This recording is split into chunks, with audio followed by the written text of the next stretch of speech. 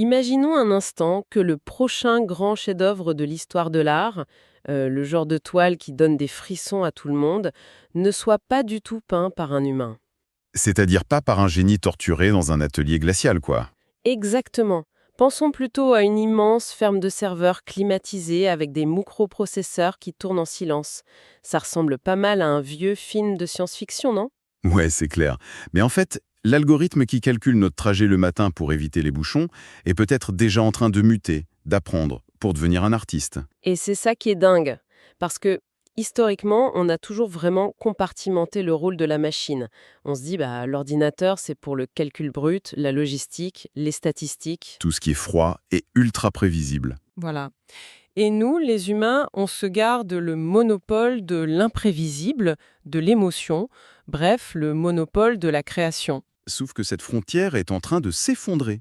Et c'est exactement pour ça que notre exploration d'aujourd'hui est si passionnante. Ah, je suis complètement d'accord.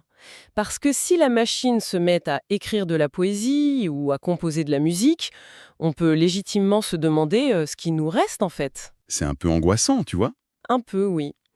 Et pour décortiquer ça, on va plonger dans les recherches de Marcus du Sautoy, qui est mathématicien à Oxford. Dans son livre Le Code de la créativité, il pose une question simple, en apparence, une suite de 0 et de 1 peut-elle être vraiment créative? Et pour bien comprendre l'enjeu, il faut faire un petit saut dans le temps. Au 19e siècle, avec Ada Lovelace. Ah, une pionnière absolue. Totalement.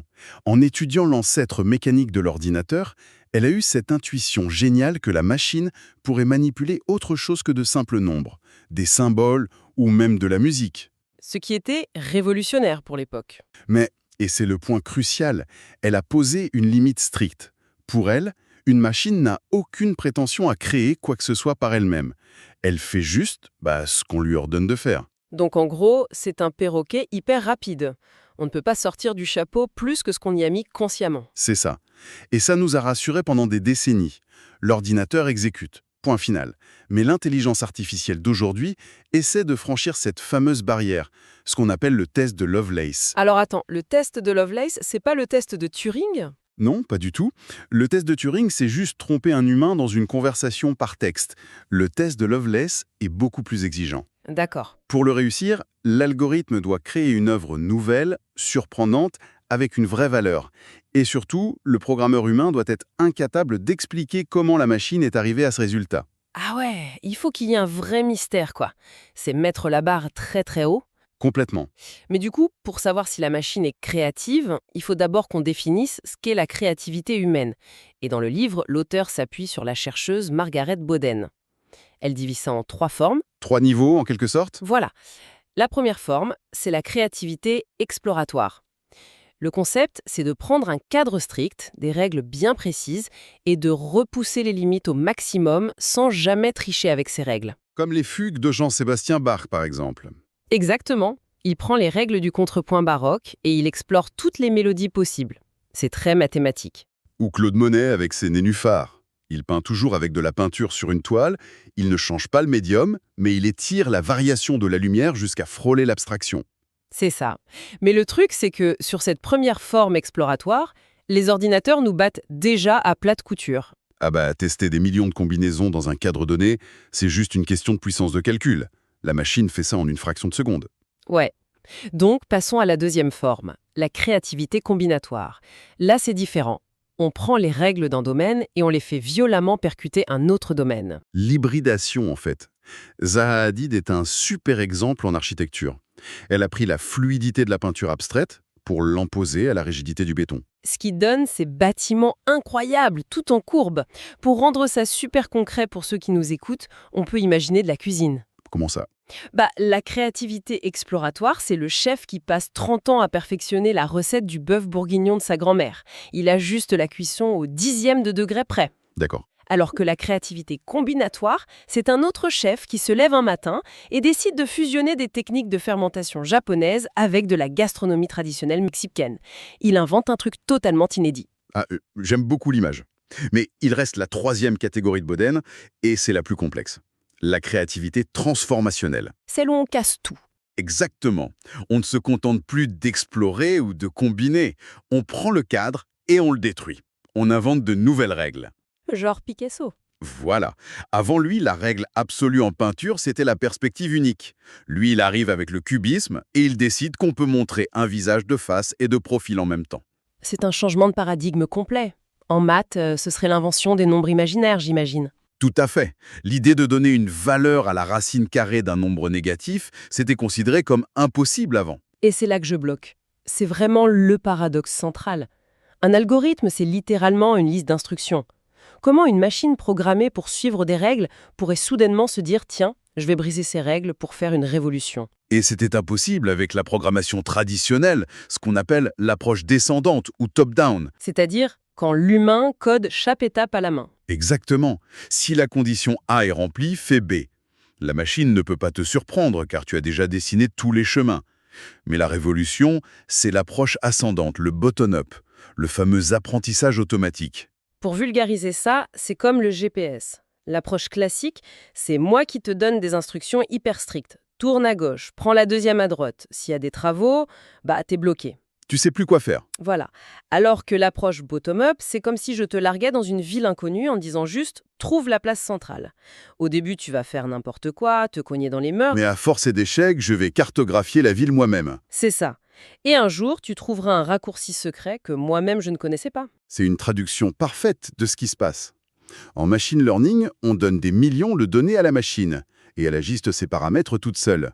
On peut même rajouter une méta-règle pour forcer l'imprévisibilité. Ah, genre on la récompense si elle fait un truc bizarre? Exactement. On l'oblige à sortir des sentiers battus. Et ça nous mène directement à l'exemple le plus spectaculaire, le jeu de Go. Ah oui, le fameux match. C'est marrant parce qu'avant, on pensait que les échecs étaient le summum de l'intelligence. Quand Deep Blue a battu Kasparov, c'était énorme. Mais Deep Blue utilisait juste la force brute. Il calculait toutes les possibilités. Le Go, c'est une autre dimension. Le nombre de parties possibles est plus grand que le nombre d'atomes dans l'univers. Donc impossible de tout calculer. Impossible. C'est pour ça qu'on disait que le Go demandait de l'intuition humaine, du feeling. Et quand l'algorithme AlphaGo a écrasé le champion Lee Sedol, ça a été un choc mondial. Comment ils ont fait pour lui donner cette intuition? En fait, ils ne lui ont pas juste fait apprendre des parties humaines. AlphaGo a joué des millions de parties contre lui-même. Ah, donc il s'est forgé sa propre culture du jeu, sans nos préjugés humains. Totalement. Et la preuve absolue de cette créativité, c'est le 37e coup de la deuxième partie. AlphaGo a posé une pierre à un endroit tellement inattendu que les commentateurs humains ont cru à un bug de la machine. Attends, il pensait vraiment que l'ordinateur avait planté? Ouais, sincèrement. Ça contredisait des siècles de théorie du Go. Et pourtant, quelques dizaines de coups plus tard, on a réalisé que la partie entière tournait autour de cette pierre. C'était du génie. Ça donne vraiment le vertige. Mais, pour me faire l'avocat du diable, le Go, ça reste un jeu. À la fin, tu comptes les points, il y a un vainqueur clair. En art, c'est pas pareil. Il n'y a pas de score. C'est tout le problème de la subjectivité. Bah oui. Dans le livre, il parle du projet Le Prochain Rembrandt. Ils ont fait avaler toutes les œuvres du peintre à une IA et elle a généré une toute nouvelle toile, imprimée en 3D, avec l'épaisseur de la peinture et tout. C'est visuellement incroyable. Ou encore Botnik, qui avale les livres d'un auteur pour écrire de nouvelles phrases. Mais moi, j'ai une vraie objection là-dessus. Vas-y, je t'écoute. Est-ce que c'est pas juste du mimétisme statistique de très haut niveau? Genre, la machine calcule que chez Rembrandt, il y a 80% de chances que l'œil droit soit dans l'ombre, ou qu'après le mot nuit, on trouve souvent le mot sombre. C'est de la peinture par numéro, tu veux dire.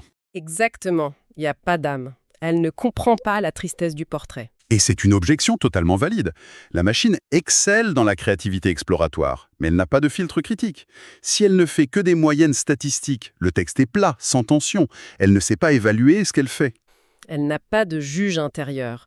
L'auteur humain, lui, il a des idées nulles, mais il les raye. Voilà. Et pour lui donner ce filtre, les chercheurs ont inventé les GAN, les réseaux antagonistes génératifs. Antagoniste, Donc on crée un conflit. c'est exactement l'idée. On met deux algorithmes en compétition dans un jeu du chat et de la souris. D'accord. Le premier, c'est le générateur. C'est l'artiste un peu fou qui crée des images à partir de bruits aléatoires. Le deuxième, c'est le discriminateur. Lui, c'est le critique d'art snob, entraîné sur de vraies œuvres humaines. Ah, je commence à voir le truc. Le générateur propose une image et le discriminateur doit deviner si c'est un vrai tableau humain ou un faux de la machine. Donc, si le générateur fait un vieux gribouillis, le critique dit « c'est nul, je rejette ». Exact. Et s'il fait une copie trop parfaite d'un Rembrandt existant, le critique dit « c'est du plagiat, aucune nouveauté, je rejette aussi ». Waouh, c'est brillant! Donc le générateur est obligé de trouver le point d'équilibre parfait, innovant mais quand même esthétique. Cette tension, ce conflit interne, c'est ça qui permet à la machine de frôler l'originalité et d'éviter d'être juste une moyenne ennuyeuse. C'est comme enfermer un artiste avant-gardiste avec un conservateur de musée et les forcer à collaborer. Mais bon, ça c'est pour l'art visuel. Il y a un autre point dans le livre qui fait un virage à 180 degrés, c'est les mathématiques. Ah oui, un domaine fascinant. Parce que franchement, on s'imagine les maths comme un truc hyper aride, des équations froides sur un tableau noir. Mais l'auteur explique que c'est hyper narratif en fait. Et c'est un truc que le grand public ignore souvent. Faire des maths, c'est pas juste aligner des vérités logiques. Et pour expliquer ça, il utilise une métaphore littéraire géniale, la bibliothèque de Babel de Borges. Ah, ce texte donne des frissons. Borges décrit une bibliothèque infinie avec toutes les combinaisons possibles de lettres, de virgules, d'espaces. C'est le vertige absolu. Dedans, il y a la théorie de la relativité, l'histoire de ta vie, tout. Mais le cauchemar, c'est que 99,9% des livres sont du charabia pur. Tu peux lire 400 pages avec juste la lettre M répétée. Et le lien avec l'IA est limpide. Si tu laisses un ordinateur générer des théorèmes mathématiques logiquement vrais, il va te construire la bibliothèque de Babel. Il va sortir des milliards de vérités complètement inutiles et ennuyeuses. Exactement. Il produit la vérité, mais il n'a aucune idée de sa valeur. Ce qui m'amène à cette idée que j'ai adorée, un bon théorème, c'est comme un roman policier. L'auteur parle du code herméneutique de Roland Barthes. Dans un polar, tu mets un cadavre dans une bibliothèque au premier chapitre et ensuite tu crées du suspense, des fausses pistes. Et un mathématicien créatif fait la même chose. Il pose une énigme qui semble insoluble, ensuite il tisse des liens, il fait monter la tension intellectuelle. Jusqu'au fameux Eureka à la fin. Voilà. Et c'est là que l'algorithme se plante aujourd'hui. Il ne ressent pas ce frisson de l'anticipation. Il ne sait pas quelle histoire mathématique va émerveiller un humain. C'est encore une forteresse humaine, Mifat. Mais du coup, avec tout ce qu'on vient de voir, qu'est-ce qu'on doit en retirer concrètement? Je veux dire, pour quelqu'un qui nous écoute en ce moment, on baisse les bras face aux machines? Au contraire, il faut changer notre façon de voir les choses. L'intelligence artificielle, c'est pas un remplaçant, c'est un nouveau télescope. Un télescope. Galilée n'a pas été remplacé par son télescope. L'outil lui a juste permis de voir des lunes autour de Jupiter qu'il ne pouvait pas voir à l'œil nu. Le machine learning, c'est un télescope pour notre cerveau. Il repère des connexions invisibles dans des montagnes de données. J'adore cette image. Et ça veut dire qu'il faut qu'on arrête d'essayer de concurrencer la machine sur la créativité exploratoire? C'est peine perdue, oui. Pourtant, soyons bêtes, la plupart d'entre nous, on passe nos journées en pilote automatique. On répond aux mails, on applique les mêmes routines. En fait, on se comporte déjà comme des petits algorithmes prévisibles. C'est la facilité cognitive, on tombe tous dedans. Donc la vraie leçon, ce serait de devenir notre propre réseau antagoniste, notre propre GAN. Exactement. D'un côté, il faut se forcer à être le générateur fou, jeter des idées absurdes, casser sa routine, accepter d'échouer, et de l'autre, utiliser notre esprit critique d'humain pour repérer la bonne idée dans ce chaos. C'est très juste.